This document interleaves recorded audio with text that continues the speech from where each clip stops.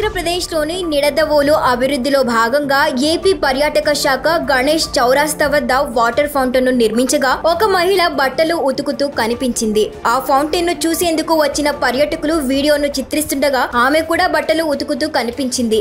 ఈ వీడియో తెలంగాణకు చెందింది కాదు. దైనిక్ భాస్కర్ వార్తా పత్రిక ఇండి కూటమి 10 రాష్ట్రాల్లో 200 సీట్లు సంపాదిస్తుందంటూ ఏఈ సర్వే నివేదికను ప్రచురించలేదు. వైరల్ అవుతున్న చిత్రంలో ఎలాంటి నిజం లేదు.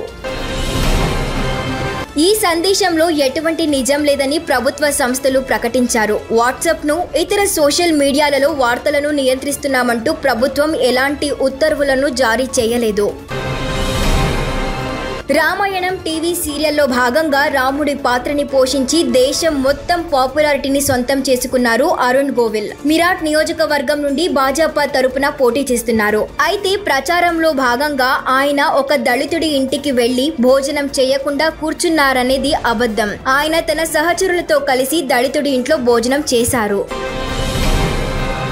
నామినేషన్ చేస్తూ ప్రతిజ్ఞ తీసుకుంటున్న వీడియోను తప్పుడు కథనంతో ప్రచారం చేస్తున్నారు. వైరల్ వీడియోలో ఆయన కాంగ్రెస్ కు రాజీనామా చేయటం లేదు.